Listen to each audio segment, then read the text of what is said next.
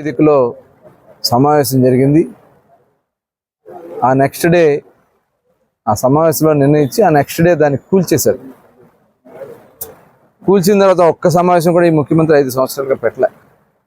పూర్తిగా గాలికి వదిలేశాడు ఆనాటి ముఖ్యమంత్రి జగన్మోహన్ రెడ్డి గారు. ఇవాళ తిరిగి రాష్ట్ర ప్రజలు పడినటువంటి కష్టాలు, ఇబ్బందులు, గత ప్రభుత్వంలో దోపిడీ అన్నీ కూడా తెలుసుకుని దాదాపు 95% మ్యాండేట్ ఇచ్చి 175 స్థానాలకి 164 స్థానాలు గెలిపించారు.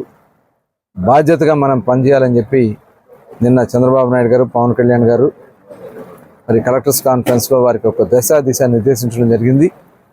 దాని ప్రకారం ప్రతి ఒక్కరూ కూడా జవాబుదారీగా ఉండాలా.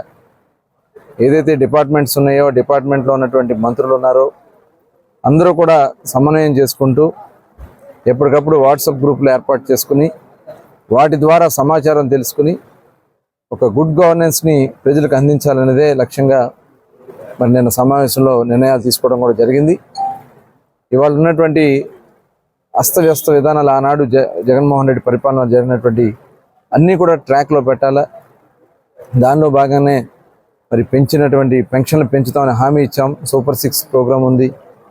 ఇవన్నీ కూడా ఫేజ్ వైజ్గా చేసుకుంటూ ఆల్రెడీ ఇప్పుడు పెంచిన పెన్షన్లు కూడా అందించడం కూడా జరుగుతూ ఉంది. దాదాపు 97% ఇవాళ ఒక్క రోజులోనే ఫస్ట్ డే 1వ తారీఖు మధ్యాహ్నానికే ఆ టార్గెట్కి రీచ్ అవుతా ఉన్నారంటే మరి ఎంప్లాయీస్ కూడా ఇవాళ సహకరించడానికి సిద్ధంగా ఉన్నారు.